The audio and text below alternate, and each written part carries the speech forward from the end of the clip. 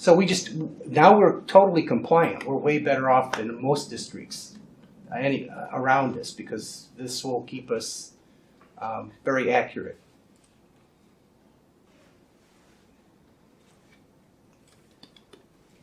I don't want to, we have Michelle Guzik who has her Yes. HR, Assistant Superintendent for HR hat. She works very closely with Kimmy on payroll.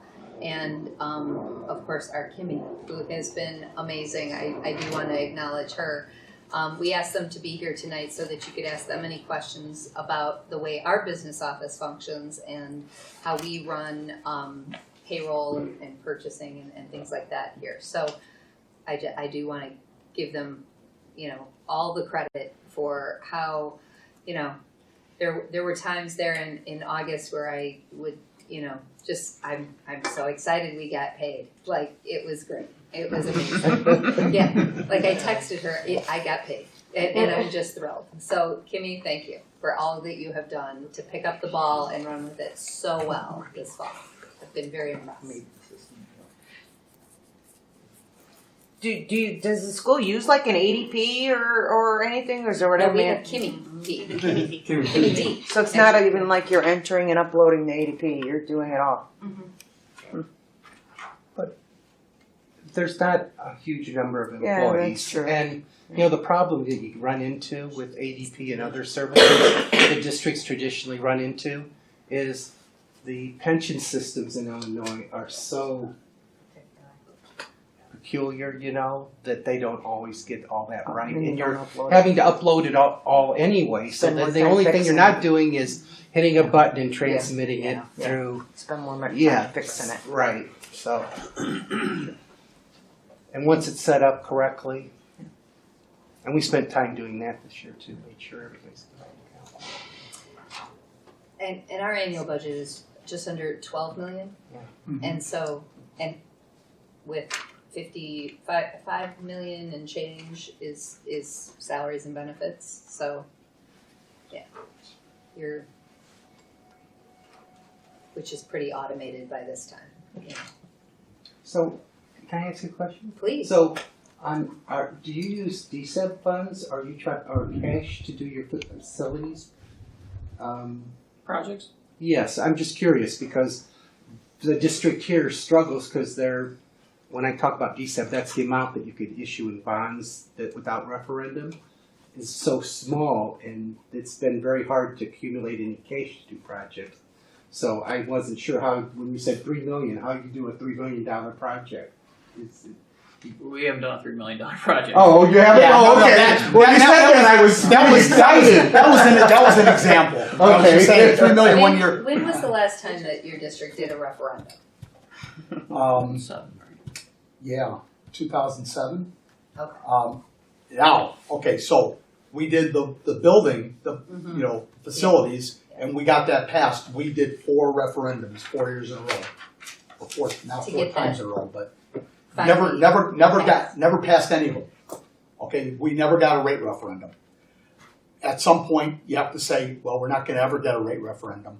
That's when we decide to make cuts in other things to do that. Because we tried, we didn't get it. After 4 tries, it's like, okay, enough is enough. We're not going to get it. So that's what happened with us. So it's been a while now. We made some hard decisions back then, but it's been really good since. We managed to right our financial situation and didn't hurt the kids. I mean, the school has gotten better and better, in my opinion, with all the different things that we're doing. So, in the long run, it worked out good. We made some changes that maybe people weren't comfortable with at the beginning. And frankly, I can't remember all the things that we did. But we tried to keep away from things that affected the education. Cut a lot of extra stuff out of the budget. And but it's been that Your facilities look very nice. well, and again, part of that now is keeping them part up, of it. right? Yeah, absolutely.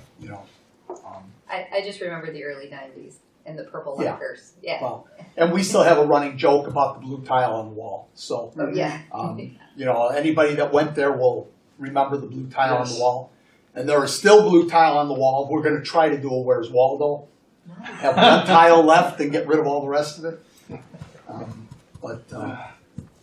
Yeah, like I said, it takes some decisions. You gotta get your hands on the budget and what the future holds, because if you don't know how it's gonna, you could say, we're balanced right now, but if we don't have a big fund balance, all you gotta do is have one thing happen and next year you're messed up. And, So we try to do the projects, to answer your question, we try to do projects that we can afford. So, Yeah.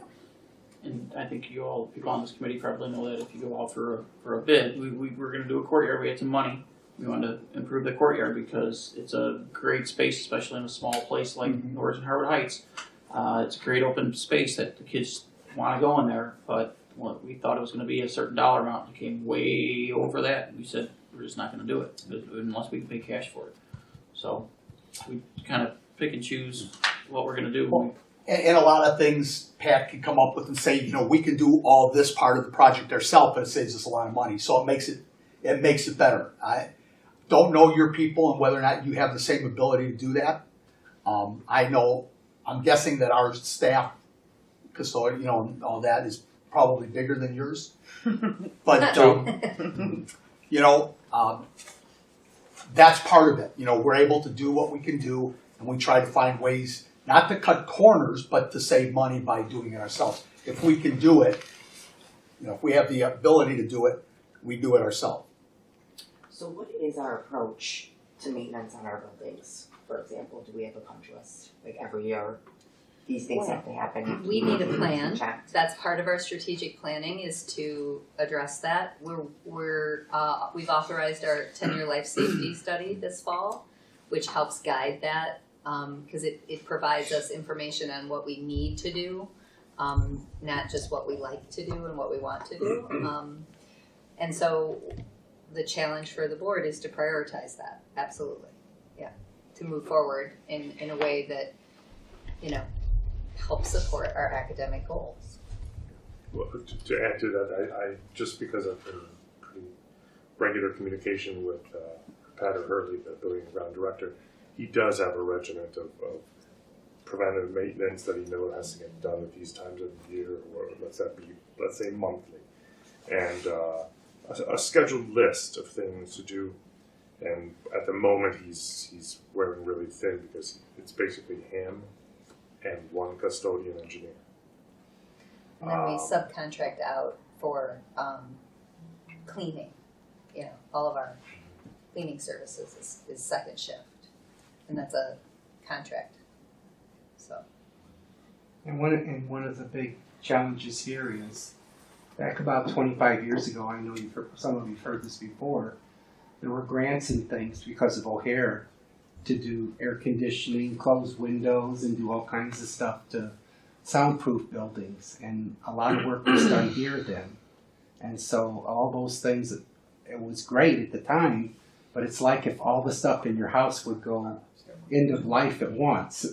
So you're trying to maintain them because it would be expensive to replace everything all at the same time.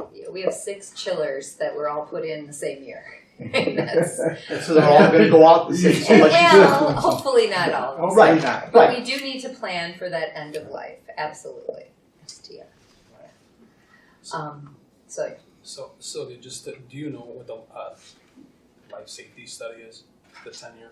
I gathered from what you explained. So STR, who's our architectural firm, they'll come in, they'll assess the buildings essentially, and they will put a packet together and let us know areas that need to be corrected for safety and other issues. And then, like Ms. Palmer said, the board will then go through that and try to say, like Tom and Paul said, we have to kind of prioritize in that study how we're going to address those areas with the monies we have based on the budget, and kind of, what do we need to take care of first? So that's coming out very soon. So the last 10-year life safety study pointed to our roof needs at both buildings, and so that is what we did levy our bond for at the time. We are still paying off that bond from the roof project. So we don't have a lot of debt compared to other districts, but it's, we still are paying that off. Have you considered refinancing, like They did. They did. They had a lovely application paper for your refinancing. Yes. We have 4 years, 3.5 years left. I checked that out. Yeah, It's not, not worth it. yeah, we can't do it yet. We're probably a couple, 2 or 3 years out from That's one of the things that, I mean, again, we have more debt because we had the, but we got the money, to be able to pay it, but you're looking to see what you can save. And when you have these, the bond issues, you look, and sometimes it makes sense, sometimes it doesn't make sense. It just doesn't save you any money or enough money to make it worth your time. But, this last go around, we managed to save $1.5 million on interest. Okay, that doesn't have to be levied to the taxpayers without extending our time limit. Because that's been one of our things. We don't want to extend it out. We want to, hey, if we can pay it off at the same time it was supposed to, and save money. So if you have the debt, it's easy to refinance. Sometimes you can't do it. So. Yeah, we've looked at a couple different possibilities. You just have to look, right? I mean, that's the key. Just look and take advantage of the opportunities that arise. I think the challenge for the district will be, it's both the negotiations year and on the life safety survey, when the architect submits it to the board, it's in categories. So category 1 are supposed to be done within 12 months. Okay, then 3 years and 5 years. And then there's going to be a whole group that's like 5 to 10, because if you're planning out, then that's kind of a rolling thing. That's probably your next group. But the key is being able to have the funds to do that first, whatever those high priority items are. And are those considered like against code? Yes. Where Those we would can get only, penalized yes, fees? yes. The Well, 12-month yes. ones are more against code. Yeah. Yeah. Yeah. I mean, once you approve it, then it goes to the regional, and then it goes to the state, because they also approve it. Dr. Schilling, what was the measure for being able to possibly borrow for capital improvements? Like, what's the calculation? What's the borrowing based? You said it's a small amount, but what is it based on? In 1992-93, when they put the tax cap in, every district had a amount of money, whatever you were paying off your bonds with. So let's just say you had outstanding bonds and you were paying, your principal and interest was like $200,000, okay, a year. That became your base. So you could do that much without a referendum. If it was $1 million, you could do $1 million. So the districts that had no outstanding debt have no DSEB, and they can't borrow at all without going to referendum. This District 80 had a very small amount. I think it's $100 and some $1,000, or yeah, because we are at 103 is what we pay each year. So that means we could go out. I think they went out 10 years for $1 million. So that's not a lot of money, and if you think about it, you got to wait 10 years before you can do it again. So I think we're on year like 7 or 8. But I also investigated the fact that we have funds that are still in bond fund that are left over from prior issues, and I've investigated that with a couple of bond companies, whether or not we could use that to maybe also raise a little bit more money if we need to do it.